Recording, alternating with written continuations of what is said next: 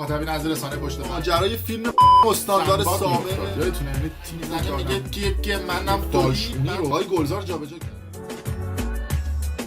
درود به مخاطبین عزیز، بنده امین فردین خوشحالم که به همراه تیمم بار دیگه با یک برنامه پشت پرده دیگه با شما هستیم. امیدوارم که هر کجا این کره خاکی که هستید حال دلتون خوب باشه. اگر این چند ساعت گذشته سری به فضای مجازی زده باشید، قطعاً دعوا و جنجال درگیری علی کریمی بازیکن سابق تیم ملی فوتبال ایران و پرسپولیس تهران با یک خبرنگار حوزه اقتصاد رو شاید خبرش به گوشتون رسیده باشه و شاید هم نرسیده باشه به گوشتون. و ماجرا هم از این قرار بود که یکی از خبرنگاران این که تو حوزه اقتصاد فعالیت میکنه اومد یک توییت کرد، یک انتقادی رو به علی کریمی وارد کرد و علی کریمی اومد اسکرین شات گرفت از این توییت که حالا جلوتر همون اسکرین شات، همین توییت، همین جنجال و درگیری ها رو بهتون نشون میدم. اومد و این اسکرین شات رو گذاشت توی استوری خودش و چند تا استوری سریالی گذاشت و جواب این خانم خبرنگار رو داد که همین جوابیه حسابی جنجال برپا کرد با توجه به محبوبیت عجیب و غریبی که علی کریمی بین اهالی فوتبال خصوصا پرسپولیسی ها داره. خب طبیعتا هر گونه واکنش علی کریمی با حمایت طرفدارانش و از اون طرف با تخریب منتقدانش خصوصا کسایی که حالا یه مقداری استقلالی هستن صورت میگیره و این توییت انتقادی این خانم خبرنگار بلبشویی رو در فضای خصوصا توییتر بپا کرد و توییت های زیادی رو طرفداران علی کریمی برای حمایت از علی کریمی و مخالفان علی کریمی برای اصطلاحاً انتقاد از علی کریمی در توییتر توییت کردن. توی اینستاگرام و کانال های تلگرامی هم نسبت به این قضیه واکنش نشون داده شد و گفتم دیگه علی کریمی با توجه به محبوبیت عجیب و غریبی که در بین طرفداران باشگاه پرسپولیس داره عموما هر گونه حرکتش با جنجال و حاشیه رو ببست. اگر نمیدونید کلا داستان از بیخوبان چیه خیلی کوتاه توضیح میدم و راجع به پشت پرده این اتفاق بهتون خواهم گفت، چون خیلی اومدن این توییت و حرکت و واکنش تند علی کریمی رو بهش انتقاد کردن که راجع به این موضوعات هم برای شما تحلیل میکنیم. ماجرا از این قرار بود که خانم سید راضیه طاهریان اومد و یک توییتی رو 11 می 2022 حالا نمیدونم شما که این ویدیو رو میبینید ساعت 12:50 زد و عکس خونه علی کریمی و بهتر بگم کاخ علی کریمی رو گذاشته بود. یک کاخ معروفی که خیلی از شما میشناسیدش، کاخی که بسیار پرحاشیه هستش. حالا جلوتر بهتون میگم که چرا این کاخ پرحاشیه هستش و گفتش که مورد داریم که توی عمارت چند ده میلیاردی زندگی میکنه و قبض برق خونش از حقوق ماهانه کارگرها بالاتره. اون وقت پست گذاشته و گفته که حالا باید برای یک تکه نان جام بکنیم، اشاره نمی کنم که اسمش علی کریمیه. این توییت این خانم خبرنگار حوزه اقتصاد جنجال‌های زیادی رو به پا کرد. ماجرا از این قرار هستش که این عمارت یا این کاخ علی کریمی چند وقت پیش هم براش یه دونه قبض برق 4-5 میلیونی اومده بود. علی کریمی اومد این قبض رو استوری کرد، گفت آقا این قبض 4-5 میلیونی برای من اومده، چه وضعشه؟ و اخطار گذاشتن که چند روز دیگه قطع میکنیم، خب من پرداخت میکنم.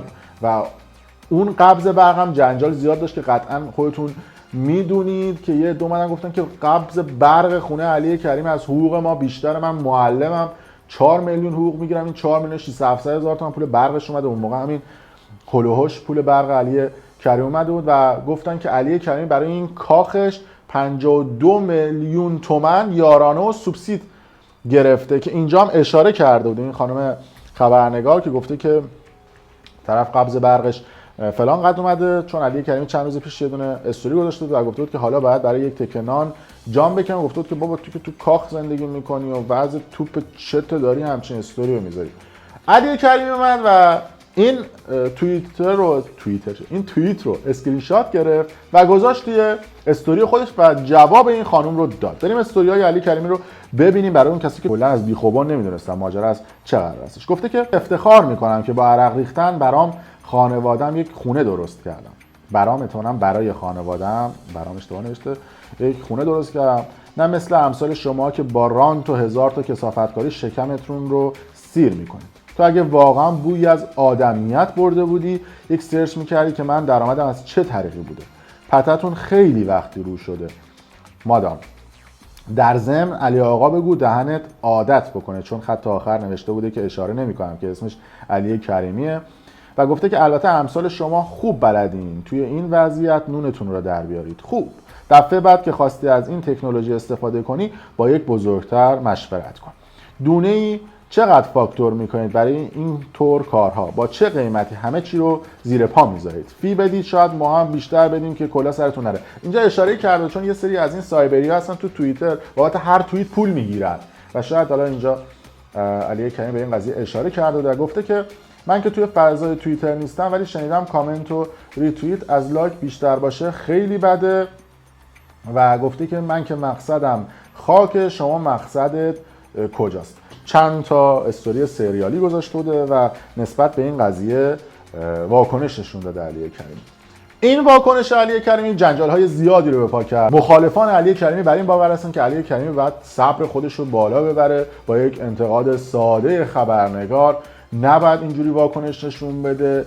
چند نفر اومدن عکسای علی کریمی رو با یه سری از افرادی که حالا توی زندان هستن، نمیدونم با مرغ و گوشت و بیلیارد و چیزهای مختلف گذاشتن در حال کباب کردن و گفتن که علی کریمی با این رانت ها به این ثروت رسیده و با این لابی ها به این ثروت رسیده و انتقاد کردن از علی کریمی. یه دم اشاره کردن که علی کریمی یادش رفته که قبض خونش اونقدر اومده بوده و چقدر سوبسیدو یارانه گرفته. ببینید من یه پرانتز میخوام باز بکنم.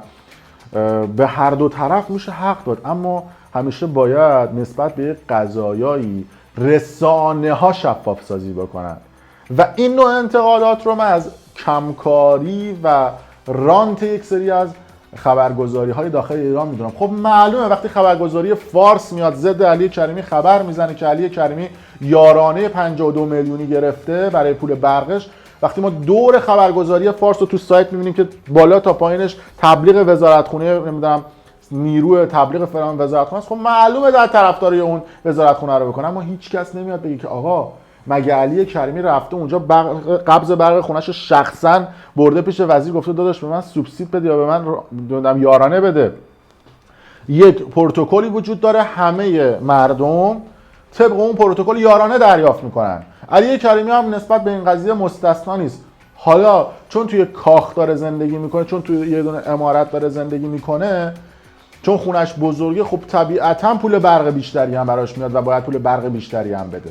اما یه عده بر این باورن که علی کریمی این پولا رو از کجا آورده. حتما نشسته با یه سری افراد سیاسی، حتما با سیاسی‌ها بسته. بر کسی پوشیده نیست که 13 سال پیش در زمان 88 و اون اوج تظاهرات و اوج درگیری هایی که بود و بحث موج سبز و این صحبت ها که بود، علی کریمی با مچبند سبز به همراه جواد نکونام و مسعود شجاعی توی زمین فوتبال حاضر شدن و حمایت کردن از میرحسین موسوی و اون موقع هم خیلی از افراد شجاعت علی کریمی رو تحسین کردن. از اون طرف یه عده حمایت علی کریمی رو از روحانی هم باز تخریب کردن، گفتن که علی کریمی نباید آدم سیاسی باشه، نباید توی فضای سیاسی دخالت بکنه. خب اینها هست، اما میرسیم به این که من چرا رسانه ها رو و شفاف نبودن رسانه ها رو مقصر میدونم؟ به خاطر اینکه رسانه ها نمیان اطلاعات درستی به مردم بدن. میگن که علی کریمی یارانه دریافت کرده. علی کریمی اگر رفته پدرش یارانه دریافت کرده، خب همون دولت بهش یارانه داده، همون یارانه ای که به پدر من میده، به پدر شما مخاطب میده، به علی کریمی هم داده.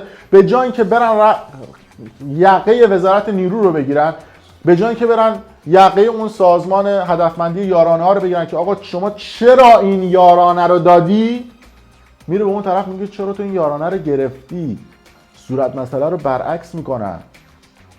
از اون طرف میگن که علی کریمی پول از کجا آورده، با رانت و لابی آورده. درسته؟ سایت ترانسفر مارکت رو میبینید، سایتی که معتبر هستش و این سایت هر بازیکنی که قرارداد ببنده با یک باشگاه فوتبال، درآمد اون بازیکن رو نشون میده. علی کریمی تا سال 2015 فوتبال بازی کرده و درآمد این بازیکن رو از سال 2005 زمانی که از اهلی رفت بایر مونیخ، قبلش یه دونه 2.5 میلیون دیگه هم بوده که گرفته، و درآمد علی کریمی رو تا سال 2014 محاسبه کرده، آخر 2013 و اول 2014 تا سال 2014 با یک حساب سرانگشتی که شما روی تصویر می‌بینید، علی کریمی بالای 13 میلیون یورو درآمدش بوده از فوتبال تا سال 2013.